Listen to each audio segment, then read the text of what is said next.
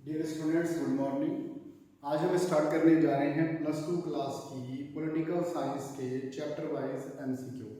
तो आज हम सबसे पहले डिस्कस करेंगे फर्स्ट बुक का फर्स्ट चैप्टर जो हमारे पास है एंड ऑफ बाइपोलैरिटी, और उसके 28 मोस्ट इम्पोर्टेंट क्वेश्चन जो एग्जाम के अंदर पूछे जाते हैं। तो इन क्वेश्चंस को हम आज अपनी सीरीज में सबसे पहले डिस्कस कर रहे हैं, जो मोस्ट इम्पोर्टेंट क्वेश्चंस। तो सबसे पहले हम चलते हैं फर्स्ट क्वेश्चन की तरफ। The Russian revolution in 1917 was inspired by the ideals of. सबसे पहले तो हमने रशियन रेवोल्यूशन की बात की है। यहाँ पर हमारे पास एक क्वेश्चन है जिसमें 1917 का जो रशियन रेवोल्यूशन है वो किस आइडियोलॉजी पर बेस्ड है, ये क्वेश्चन है। चार ऑप्शन है हमारे पास, सोशलिज्म, कैपिटलिज्म, नेशनलिज्म और डेमोक्रेसी। लेकिन इसका आंसर जो हमारे पास है वो है सोशलिज्म। अब सोशलिज्म की आइडियोलॉजी क्या आइडियोलॉजी है? ये वो आइडियोलॉजी है जो इक्वलिटी की बात करती है और कैपिटलिज्म को अपोज करती है। तो इसका आंसर आपने याद रखना है, 1917 का जो रेवोल्यूशन है वो सोशलिज्म पर बेस्ड था। नेक्स्ट क्वेश्चन के ऊपर हम चलते हैं। सेकंड वर्ल्ड कंट्रीज का जो ग्रुप था उन्हें किस नाम से जाना जाता था? चार ऑप्शन हमारे पास है, socialist block, capitalist block, both A and B, none of these. तो इसका आंसर जो हमारे पास है वो फर्स्ट है, socialist block.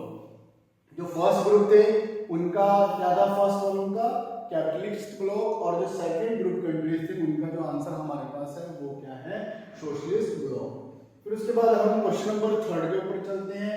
In 1945 the allied forces include, allied forces के अंदर कौन कौन था? USA, UK, USSR and France. इसका आंसर हमारे पास क्या है? UK, US, UK, USSR and France. ये बहुत इंपॉर्टेंट क्वेश्चन है जो एग्जामिनेशन पॉइंट ऑफ व्यू से बार बार एग्जाम में पूछा जाता है। फिर उसके बाद हम अगर नेक्स्ट क्वेश्चन के ऊपर चलते हैं, क्वेश्चन नंबर 4 हमारे पास है, वार्सा पैक्ट क्या था? वार्सा पैक्ट क्या है? A political alliance of the second world countries, और economic alliance of the capitalist bloc, और western bloc, first world countries, या military alliance of the second world countries. तो इसका आंसर जो हमारे पास है वो क्या है? ये क्वेश्चन का आंसर डी ऑप्शन हमारे पास है। ये कब बना था वार्सा पैक्ट? 1955 में हमारे पास वार्सा पैक्ट बना था, और जो फर्स्ट वर्ल्ड कंट्रीज है उनका जो अलायंस था उसका नाम क्या था? नाटो था, जो कि 1 अप्रैल 1949 को बना। तो मिलिट्री ब्लॉक जो फर्स्ट कंट्रीज है उनके मिलिट्री ब्लॉक का नाम नाटो है, और जो सेकंड वर्ल्ड कंट्रीज है उनका जो मिलिट्री अलायंस है उसको वार्सा पैक्ट कहा जाता है। उसके बाद अगर हम नेक्स्ट क्वेश्चन के ऊपर चलते हैं, तो नेक्स्ट क्वेश्चन जो हमारे पास है वो क्वेश्चन है, Gorbachev became the general secretary of the communist party of the Soviet Union. Soviet Union में कम्युनिस्ट पार्टी के जो लीडर थे मिखाइल गोर्बेचोव, वो कब जनरल सेक्रेटरी बने? तो इसका आंसर है 1985 में मिखाइल गोर्बेचोव जो रशिया था, यूएसएसआर था, उसके क्या बने? जनरल सेक्रेटरी बने। फिर उसके बाद अगर हम नेक्स्ट क्वेश्चन के ऊपर चलते हैं, क्वेश्चन नंबर 6 हमारे पास है। 6 के अंदर who introduce economic and political reforms with the USSR after 1987। आपने यहाँ क्या ध्यान रखना है? 1985 में मिखाइल गोर्बेचोव क्या बने थे? जनरल सेक्रेटरी बने। उसके बाद उन्होंने 1987 से अपने रिफॉर्म स्टार्ट किए, उनसे इकोनॉमिक और पॉलिटिकल। तो यहाँ पर जो हमारे पास आंसर मिलेगा वो क्या बनेगा? डी आंसर है। मिखाइल गोर्बेचोव जो है वो हमारे पास जो इकोनॉमिक और पॉलिटिकल रिफॉर्म को इंट्रोड्यूस करने वाले थे। उसके बाद अगर हम नेक्स्ट क्वेश्चन के ऊपर चलेंगे, a coup which took place in dash was encouraged by the communist party hardliners. अब हार्डलाइनर्स कौन होते हैं? जो स्ट्रांगली किसी विचारधारा के ऊपर चलते हैं। तो उन्होंने कोप करने की कोशिश की, मिलिट्री तख्तापलट करने की कोशिश की। तो वो कब किया था? इसका आंसर हमारे पास है 1991 के अंदर उन्होंने वहां पर एक कोप करने की कोशिश की। उसके बाद अगर क्वेश्चन नंबर 8 के ऊपर हम चलें, विच लीडर अपोज द पोप? वो कौन लीडर थे जिन्होंने पोप को अपोज किया? डायरेक्ट इसका आंसर क्या है? आप लोग कर लेंगे तो उसके अंदर आपको मिलेगा बोरिस येल्त्सिन जो हमारे पास थे, जिन्होंने को अपोज किया था। फिर क्वेश्चन नंबर 9 के ऊपर हम चलते हैं। Who was responsible to start rapid industrialisation and forcible collectivisation in the USSR. USSR के अंदर कौन ऐसा था जिन्होंने क्या किया था, स्टार्ट किया था रैपिड इंडस्ट्रियलाइजेशन? तो इसका आंसर जो हमारे पास है वो क्या है, जोसेफ स्टालिन। जोसेफ स्टालिन क्या है, इसके साथ जुड़े हैं, किसके साथ जुड़े हैं, रैपिड इंडस्ट्रियलाइजेशन और फोर्सेबल कोलेक्टिवलाइजेशन के साथ जो जोसेफ स्टालिन है। फिर अगर हम क्वेश्चन नंबर 10 पे चले, Berlin wall was the symbolize the division between. जो बर्लिन वॉल थी, ये बर्लिन वॉल किस चीज के डिवीजन को सिंबलाइज करती थी? तो ये हमारे पास किस तरह की, कैपिटलिस्ट और कम्युनिस्ट वर्ल्ड। बर्लिन वॉल क्या है, किस चीज को सिंबलाइज करता है? एक वॉल बन गया भाई, एक साइड वाले तो कौन है, कैपिटलिस्ट आइडियोलॉजी को फॉलो करने वाले लोग हैं, और एक तरफ कौन से लोग हैं जो किस आइडियोलॉजी को फॉलो करने वाले हैं, कम्युनिस्ट आइडियोलॉजी को।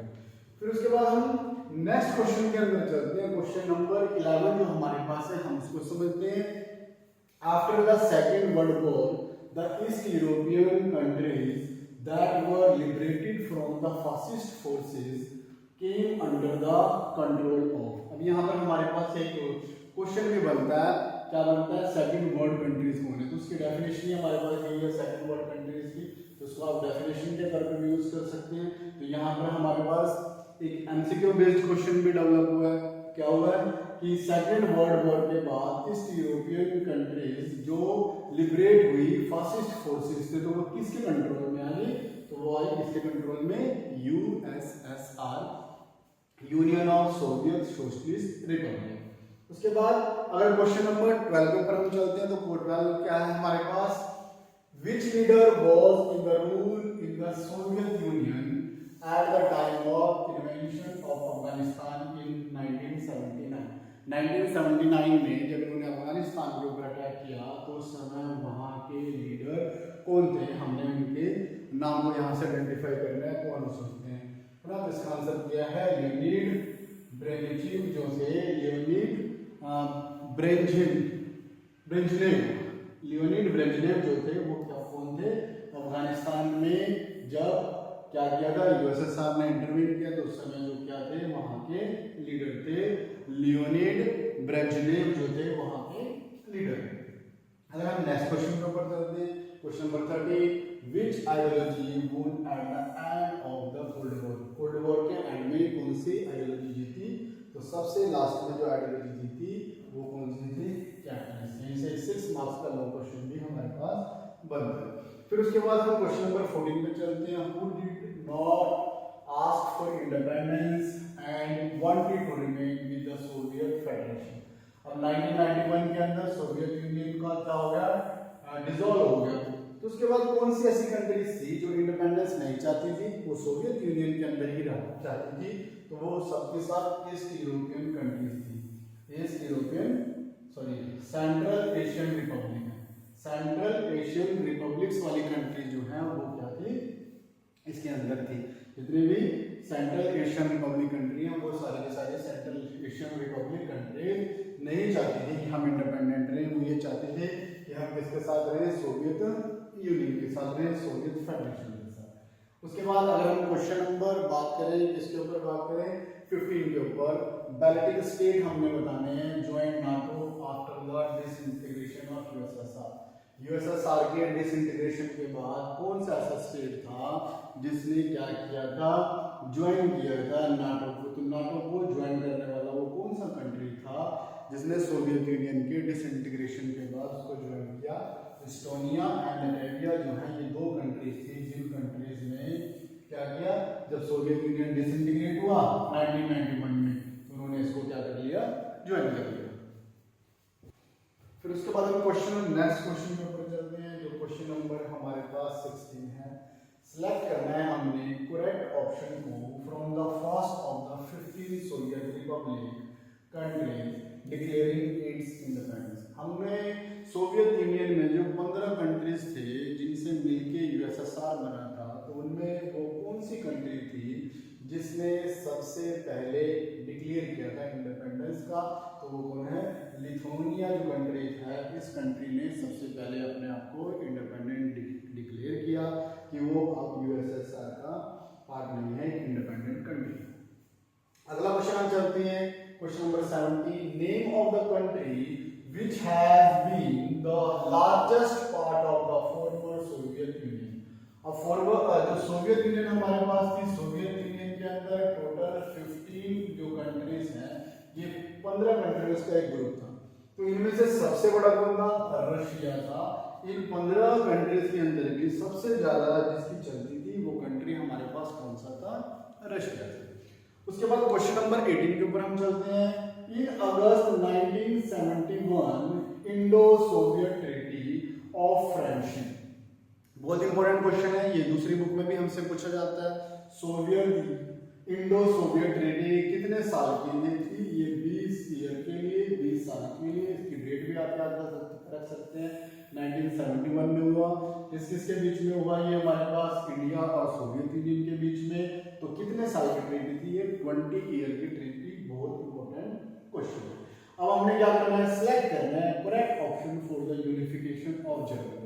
हमने बात करनी है जर्मनी का यूनिफिकेशन कब हुआ, याद रखना है अक्टूबर 1990 के अंदर। तो इसका राइट आंसर क्या है हमारे पास, राइट आंसर बनता है अक्टूबर 1990। अभी हमने बर्लिन वॉल पढ़ा था, कैपिटलिस्ट आइडियोलॉजी, और ये क्या है हमारे पास, सोशलिस्ट आइडियोलॉजी या कम्युनिज्म।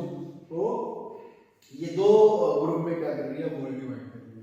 तो यहाँ क्वेश्चन यही है, यूनिफिकेशन कब हुआ है हमारे पास, 1990 के अंदर इसका यूनिफिकेशन हुआ। ये वॉल वहां के लोगों ने तोड़ दिया और वो लोग आपस में फिर से एक साथ आ गए। अगला क्वेश्चन है, who emerged as the national hero from the Russia in 1991। 1991 का भी हमने एक मिलिट्री कॉप वाला क्वेश्चन पढ़ा था, जिसमें हमने बोरिस येल्त्सिन का नाम पढ़ा था, जिन्होंने अपोज किया था। अब यहीं से क्वेश्चन हमारे पास रिपीट हो रहा है, घुमा के इन्होंने एक और क्वेश्चन बना दिया। उसके बाद नेशनल हीरो के तौर पे कौन डेवलप हुए, बोरिस येल्त्सिन, क्योंकि उन्होंने कॉप को क्या किया भाई, अगेंस्ट थे वो कॉप के, उसके बाद वो नेशनल हीरो बन के वहां से क्या हुए, बने। The term the largest garrison in the history of is associated with। अब यहाँ से 2 मार्क्स का क्वेश्चन भी हमारे पास बनता है। लार्जेस्ट गैरिसन क्या थी, किस चीज के साथ जुड़ी हुई है, तो ये शॉक थेरेपी के साथ। यहाँ से हम इसको 4 मार्क्स के हिसाब से भी पढ़ सकते हैं, शॉक थेरेपी उसके कॉन्सिक्वेंसेस। तो यहाँ पर क्या, लार्जेस्ट गैरिसन जो हमारे पास है वो किसके साथ एसोसिएटेड है, वो है शॉक थेरेपी के साथ। अगर हम नेक्स्ट क्वेश्चन के ऊपर चलते हैं, name of the Soviet leader who faced a pop in the year 1991। 1991 के अंदर वो कौन से ऐसे लीडर थे जिन्हें पॉप को फेस करना पड़ा।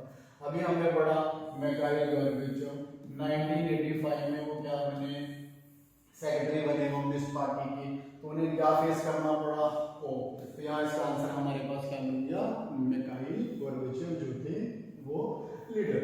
नेक्स्ट क्वेश्चन हम चलते हैं, the president of the which central Asian country appointed himself to be the power first for 10 years and extended it for another 10 years।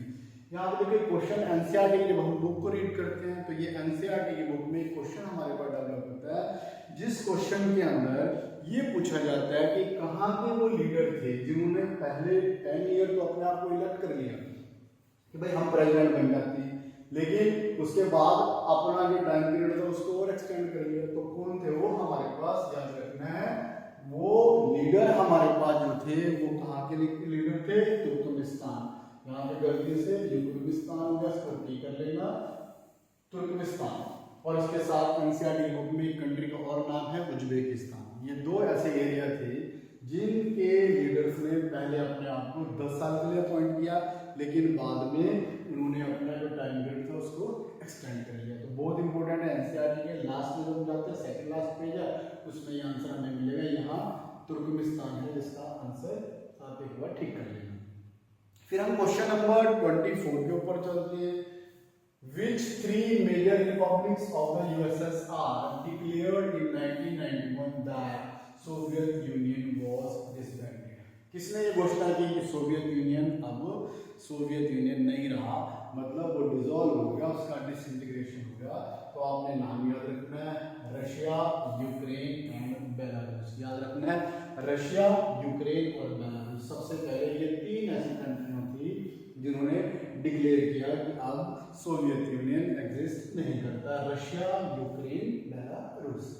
फिर क्वेश्चन नंबर 25 के ऊपर हम चलते हैं।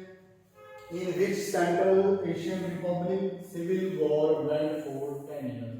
वो कौन सा ऐसा था जहां पर सिविल वॉर जो था एक लंबे समय तक सिविल वॉर चलता रहा। तो उसको हमने याद रखना है। वो कंट्री जो हमारे पास जहां पर एक लंबे समय तक सिविल वॉर चलता रहा तो उसका नाम क्या था? तजाकिस्तान। तो वो एरिया हमारे पास कहाँ पड़ता है? तजाकिस्तान पड़ता है, जहाँ पर सबसे ज्यादा लंबे टाइम पीरियड तक सिविल वॉर चलता रहा। अब यहाँ से क्वेश्चन आ गया, बर्लिन वॉल कब बनी थी भाई? 1961 में। याद रखना अपने बर्लिन वॉल 1961 और जोड़ी करती 1990 में। अभी थोड़ी देर पहले हमने बताया था उस वॉल को तोड़ दिया गया वहां के लोगों के द्वारा। Question number 27, identify the group of which Chechenians belong. वो ग्रुप को हमने आइडेंटिफाई करना है जहां जिनसे चेचेनियंस क्या करता है? बिलोंग करते हैं। तो वो कौन से हैं? मुस्लिम एथनिक ग्रुप। कौन सा ग्रुप है वो जिससे चेचेनियंस बिलोंग करते हैं? तो वो ग्रुप कौन सा पड़ता है हमारे पास? मुस्लिम एथनिक ग्रुप। और फिर हम लास्ट क्वेश्चन के ऊपर चलती हैं। In which republic most severe conflict took place. हमने उस एरिया की बात करनी है जिस एरिया के अंदर सबसे ज्यादा कॉन्फ्लिक्ट हुआ। तो वो हमारे पास कौन सा एरिया पड़ता है? यूगोस्लाविया। यूगोस्लाविया एक ऐसा एरिया था, बहुत बार रिपीट हुआ क्वेश्चन है जो कई बार एग्जाम में पूछा जाता है। यूगोस्लाविया एक ऐसा एरिया था जिस एरिया के अंदर सबसे लंबे समय तक सिविल वॉर चलती थी। तो ये थे फर्स्ट चैप्टर हेड ऑफ बायोप्योरिटी के 28 मोस्ट इंपोर्टेंट क्वेश्चन। कल हम बात करेंगे second chapter new centres of power.